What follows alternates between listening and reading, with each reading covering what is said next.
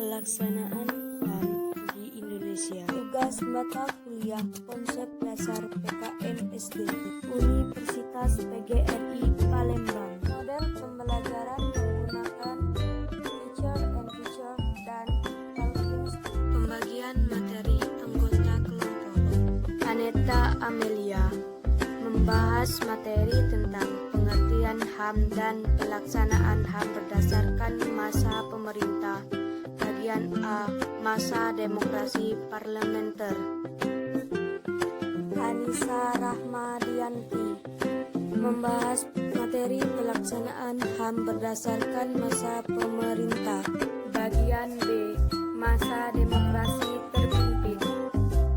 Dan bagian C, masa demokrasi Pancasila. Febrilia Mistiana membahas materi tentang pelaksanaan HAM berdasarkan masa pemerintah. Bagian D, masa reformasi. Bagian kedua, materi tentang hak asasi perempuan. Gepi Lastari Pranawati melanjutkan materi tentang hak asasi perempuan dan materi tentang amandemen 2 Undang-Undang Dasar 1945. Indi Akilah Mawaddah membahas materi tentang aliran pemikiran hak asasi di Indonesia dan bentuk pelanggaran hak asasi manusia. Nesti Indarti yang akan membahas materi tentang penyebab pelanggaran HAM dan upaya penegakan HAM. Bagian 1, pembentukan Komnas HAM, terdiri dari A, pengertian Komnas HAM, dan B, tujuan Komnas HAM.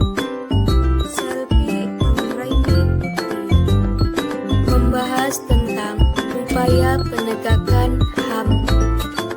Bagian C, pelayanan yang diberikan oleh Komnas HAM. Dan yang kedua membahas tentang upaya penegakan HAM. Bagian 2, pembentukan instrumen HAM. Yesi Ayuni membahas materi tentang instrumen nasional HAM dan instrumen internasional HAM. Materi yang kedua membahas tentang pembentukan pengadilan HAM. Untuk lebih jelas, mari kita simak video berikut. Assalamualaikum warahmatullahi wabarakatuh. Baik anak-anak, di sini Ibu akan menjelaskan tentang pengertian hak asasi manusia. Menurut Undang-Undang Nomor 39 Tahun 1999 tentang Hak Asasi Manusia, hak asasi manusia adalah seperangkat hak yang melekat pada hakikat dan keberadaan manusia sebagai makhluk Tuhan Yang Maha Esa dan merupakan anugerahnya yang wajib dihormati. Kewajiban dasar manusia adalah seperangkat kewajiban yang apabila tidak dilaksanakan, tidak kemungkinan terlaksana tiganya HAM. Baik anak-anak, inilah singkat penjelasan tentang pengertian hak asasi manusia. Berikutnya, pelaksanaan hak-hak asasi manusia atau HAM di Indonesia. Yang pertama, hak-hak asasi manusia atau HAM berdasarkan masa pemerintahan. A. Masa demokrasi parlementer. Seperti juga negara-negara berkembang lain, hak asasi menjadi topik pembicaraan di Indonesia. Diskusi dilakukan menjelang dirumuskannya Undang-Undang Dasar 1945, 1949, dan 1950. Pada sidang konstituante 1956 sampai 1959, pada awal penegakan Orde Baru menjelang sidang MPRS 1968, dan pada masa reformasi sejak 1988. Masalah hak asasi di masa perjuangan kemerdekaan dan dalam demokrasi parlementer tidak banyak didiskusikan. Memang ada beberapa konflik bersenjata yang terkadang penyelesaiannya tentu saja membawa korban pelanggaran hak asasi, tetapi kehidupan masyarakat sipil pada umumnya dianggap cukup demokratis, Malah, sejak dianggap terlalu demokratis, keadaan ini berakhir dengan dikeluarkannya Dekret Presiden Soekarno 1959 untuk kembali ke Undang-Undang Dasar 1945. Maka mulailah demokrasi terpimpin. Saya akan melanjutkan materi dari Aneta. Masa demokrasi terpimpin. Masa demokrasi terpimpin adalah sebuah sistem demokrasi di mana keputusan serta pemikiran berpusat pada pemimpin negara. Masa demokrasi ini terjadi pada tahun 1965 sampai 1966. Konsep demokrasi ini pertama kali diumumkan oleh Presiden Soekarno pada sidang pembuka konstitusi pada tanggal 10 November 1965. Masa demokrasi ini diganti dengan masa demokrasi Pancasila. Masa demokrasi Pancasila. Masa demokrasi Pancasila sering juga disebut dengan awal Orde Baru dari tahun 1966 sampai 1998, di mana masa demokrasi Pancasila adalah sistem pemerintahan yang bersumber dari filsafat hidup bangsa Indonesia, yaitu dasar negara atau sering juga disebut dengan Pancasila. Pelaksanaan HAM berdasarkan masa pemerintah. Masa reformasi pemerintah Habibie Mei 1988 sampai Oktober 1999. Pada awal masa reformasi merencanakan rencana aksi nasional HAM 1998 sampai 2003 yang sayangnya sampai sekarang banyak belum dilaksanakan. Sekalipun banyak faktor internasional mempengaruhi ekonomi Indonesia, akan tetapi tidak sedikit faktor internal yang menyebabkannya. Selain itu, beberapa kemajuan yang telah dicapai di bidang pertumbuhan ekonomi, pemberantasan pengangguran, dan pendapatan per kapita mengalami kemunduran. Baik, selanjutnya saya akan menjelaskan hak asasi perempuan sampai standar HAM. Konsep HAM sedikitnya memiliki dua makna yang terkandung di dalamnya. Yang pertama, HAP hanya dimaknai sekedar berdasarkan akal sehat. Kedua, di balik istilah HAM terkandung visi dan maksud transformasi relasi sosial melalui perubahan. Relasi kekuasaan yang berbasis gender, makna HAM yang kedua ini memang terlebih revisioner karena adanya pengintegrasian HAM ke dalam standar HAM. Asasi perempuan di Indonesia cukup menonjol. Dalam Undang-Undang Dasar 1945, secara formal tidak ada perbedaan antara laki-laki dan perempuan. Hal ini terdapat dalam pasal 27 Undang-Undang Dasar 1945 dengan tegas mengatakan bahwa semua orang memiliki kedudukan yang sama di depan hukum. Akan tetapi dalam praktiknya masih banyak perempuan yang mengalami diskriminasi. Ada 3 isu utama yang berkaitan dengan hak-hak perempuan di Indonesia, yakni kekerasan terhadap perempuan, khususnya kekerasan dalam rumah tangga, kewarganegaraan, dan perdagangan perempuan dan anak. Meskipun membutuhkan waktu yang cukup panjang, pada akhirnya Dewan Perwakilan Rakyat atau DPR bersama Presiden mengesahkan 3 undang-undang. Yang pertama, Undang-Undang Nomor 23 Tahun 2004 tentang penghapusan kekerasan dalam rumah tangga atau PKDRT. Yang kedua, Undang-Undang Nomor 12 Tahun 2006 tentang Kewarganegaraan RI. Yang ketiga, Undang-Undang Nomor 21 Tahun 2007 tentang Pengembangan Tindak Pidana Perdagangan Orang atau PT-PPO. Dengan adanya 3 undang-undang tersebut, maka secara legal sudah ada kepastian terkait hak-hak perempuan di Indonesia. 3. Amandemen 2 Undang-Undang Dasar 1945 pada tahun 1988 melalui TAP MPR nomor 17 dirumuskan suatu piagam hak asasi manusia.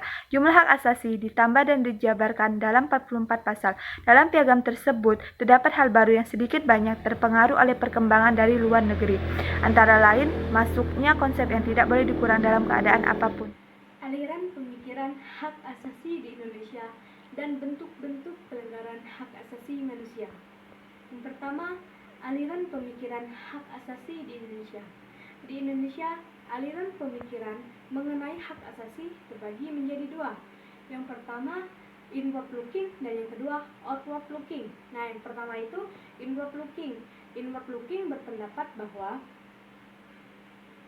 dalam membahas hak asasi, hanya memakai Indonesia sebagai referensi, karena kita sudah kenal hak asasi sejak zaman dahulu kala.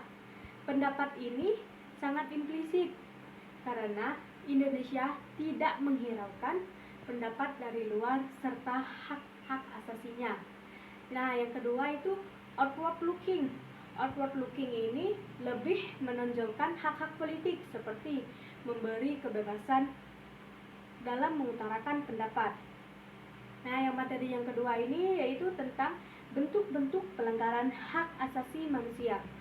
Bentuk-bentuk pelanggaran hak asasi manusia, pelanggaran yang dilakukan biasanya di masyarakat. Nah, yang pertama itu diskriminasi dan yang kedua itu penyiksaan. Diskriminasi adalah pelecehan dan pengucilan yang dilakukan baik secara langsung maupun tidak langsung berdasarkan perbedaan manusia seperti ras, agama, suku, dan bangsa.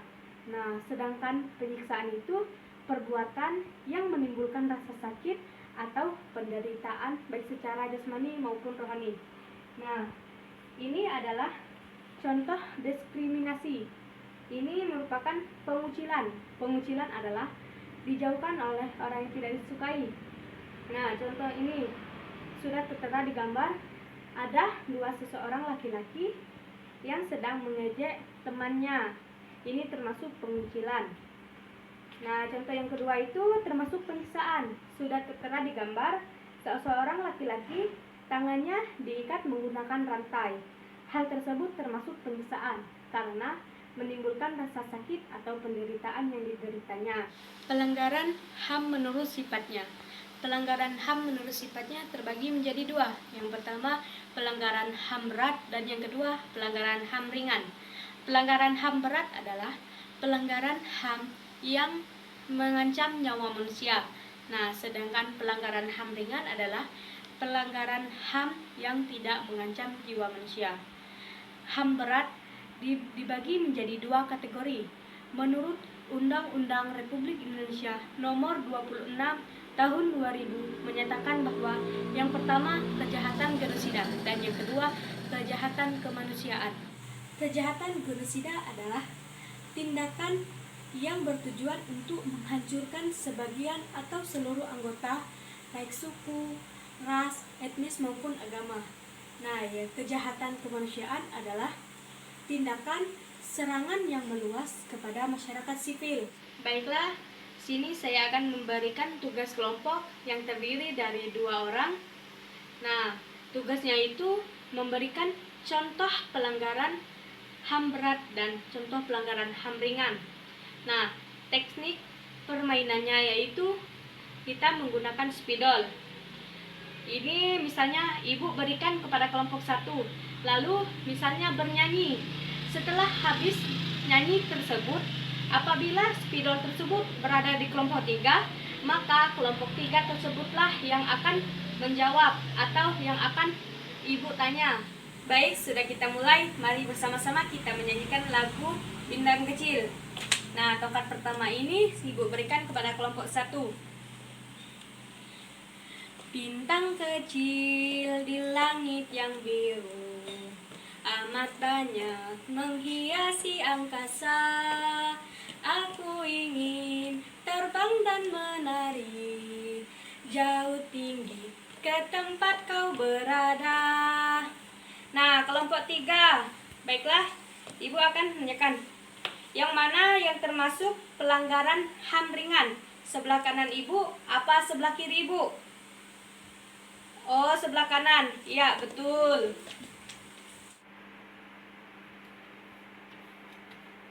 Ya, betul. Beri aplaus untuk kelompok 3. Nah, berarti ini termasuk pelanggaran HAM berat karena mengakibatkan nyawa banyak orang.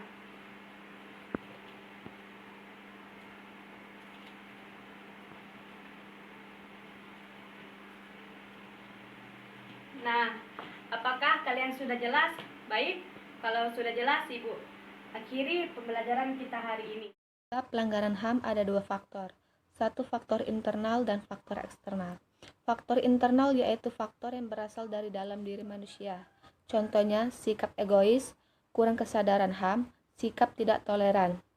2. Faktor eksternal. Faktor eksternal yaitu faktor yang berasal dari luar diri manusia. Contohnya, penyalahgunaan kekuasaan, penyalahgunaan teknologi, kurang tegasnya aparat negara, kesenjangan sosial dan ekonomi. Upaya penegakan HAM oleh pemerintah. 1. Pembentukan Komnas HAM.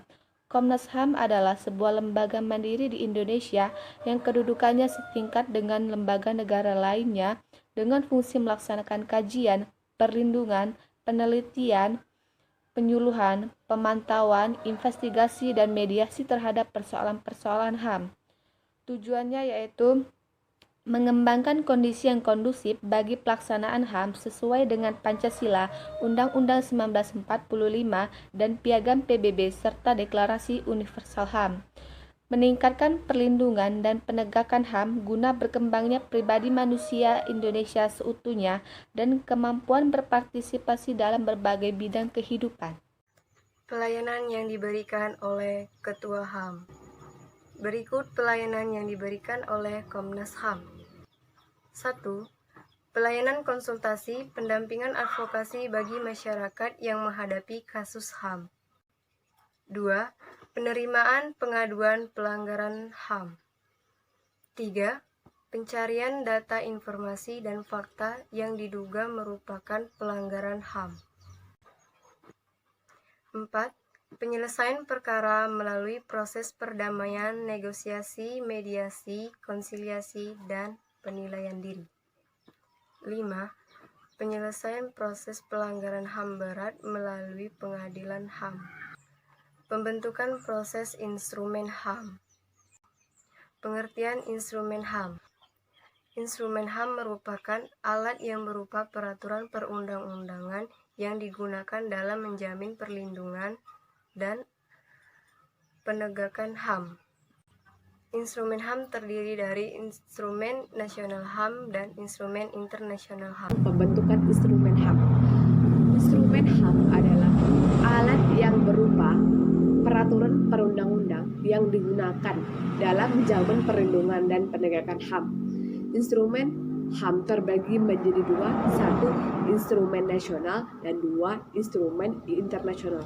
Dan di sini saya akan menjelaskan tentang instrumen nasional.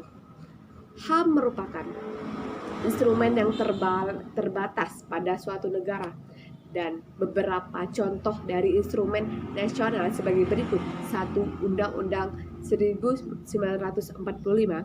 2. TAP MPR nomor 17 MPR 1998. 3. UU nomor 39 tahun 1999 tentang HAM. 3. Undang-Undang nomor 26 tahun 2000 tentang pengadilan HAM. Dan 2. Instrumen internasional adalah instrumen yang menjadi acuan negara di dunia dan mendapat secara hukum bagi negara yang telah mengesahkannya. Dan beberapa contoh dari instrumen internasional sebagai berikut. 1. Piagam PBB 1945. 2. Deklarasi Universal HAM tahun 1948. 3. Instrumen internasional lain mengenai hanya telah disahkan dan diterima oleh Indonesia. Dan selanjutnya saya akan menjelaskan tentang peraturan pengadilan HAM. A. Peraturan pengadilan HAM adalah pengadilan khusus terhadap pelanggaran HAM yang berat. B. Tempat kedudukan HAM, yaitu di kabupaten atau daerah kota yang daerah hukumnya meliputi hukum pengadilan tertinggi negara yang bersangkutan. C. Lingkup keluarga negara, lingkup kewenangan berdasarkan Undang-Undang nomor 26 tahun 2000. Peraturan HAM meliputi kejahatan genosida dan kejahatan terhadap manusia. Itulah video dari kelompok kami. Jangan lupa like, comment, and subscribe.